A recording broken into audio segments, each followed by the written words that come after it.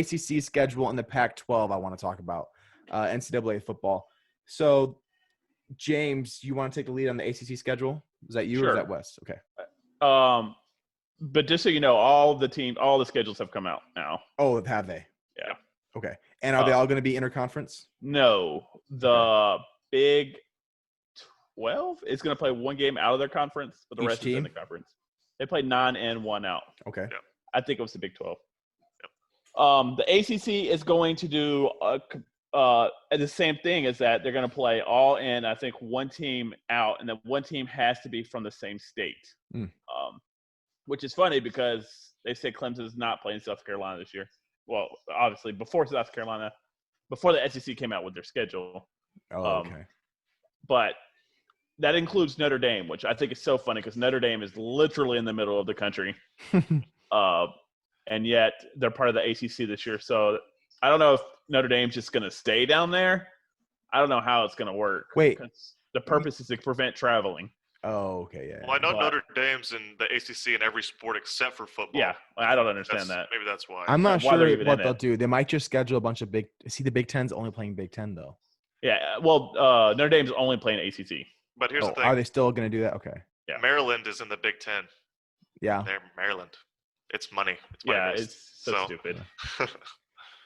Well, anyways, in other news, we'll see what happens with the scheduling. The Pac-12 players have come out, over 400 and something players or 300 and something players, and they have a list of demands that must be met in order for them to have a season, or else they're threatening to set the year out. We know that these players make a ton of money for the league, and there's a very split opinion on whether these players should be paid or not, or that's something that's been talked about for many years now. I think that my personal opinion is that they're getting a lot of compensation in scholarships and in weight training and in food and things. Now, I understand that your family may not be getting that money, and it may not be a fair value to what you are worth to the program, especially in football. An article I read said a study done by personnel at the National College something association, NCAA, National College. I don't remember what it was. Players Association? It wasn't Players Association, I don't think. Maybe it was. And Drexel University, they made a study trying to figure out how much each football player is worth in a fair fair market value revenue split. And in the ACC, a player is worth $250,000. In the Big 12, $346,000. Big 10, $412K. Pac-12, $274K, and the SEC, $392K. So, the Big Ten's making the most money. At least that's how much each player would be worth based off of what they bring to the field. I wonder how they came up with that.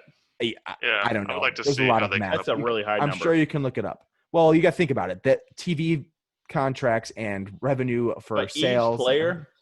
There's for each sport and each player. No, this is just college players, football players, just football players.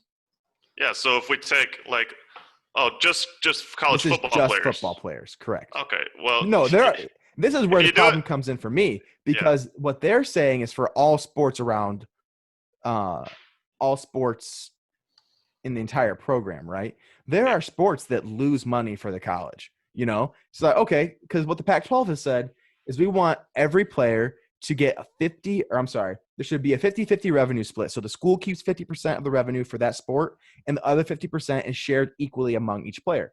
So they wouldn't necessarily get this fair market value that was established by this study.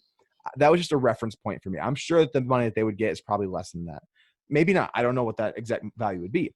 But I know that you would, for instance, be getting Michigan players, right, would receive the same value. The quarterback from Michigan would receive the same amount of money as the third-string defensive back at Nebraska, right? Because it said split evenly among every player for that sport, right? Now, I understand where they're coming from is you're not then paying for performance, because paying for performance in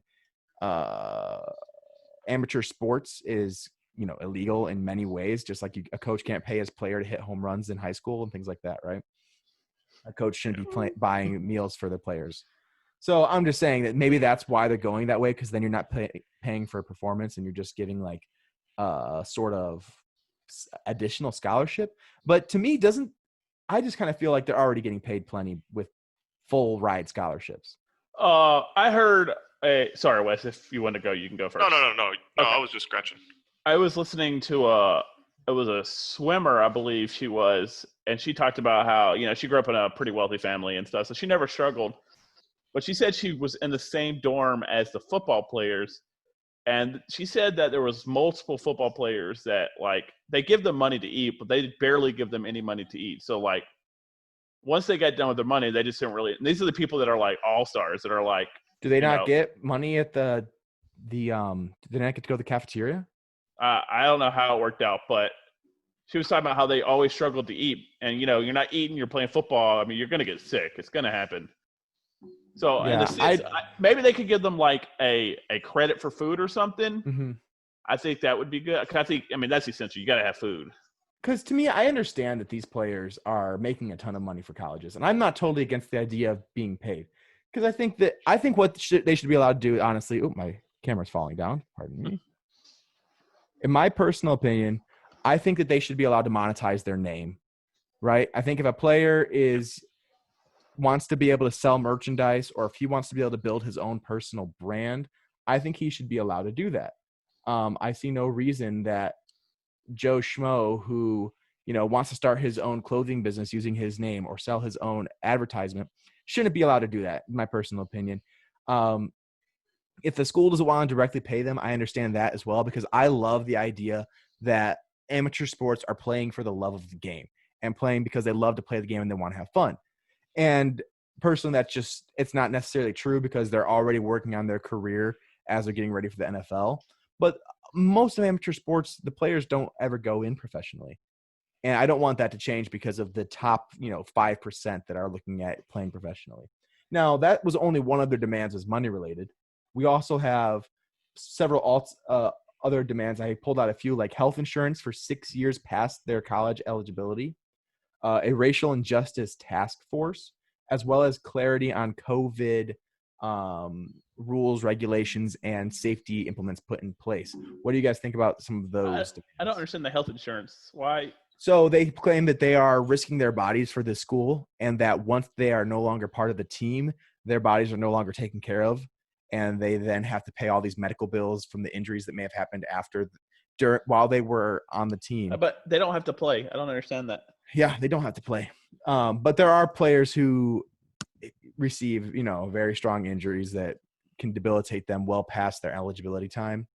And they're then paying those bills for years and years and years, especially if that injury keeps them from going professional. So I think it's kind of a rare case kind of thing. I mean, you think about the big time pros, they're able to pay for their own health insurance, of course. But I think this kind of takes care of those lower guys who, the punter got his knee taken out and can no longer kick ever again.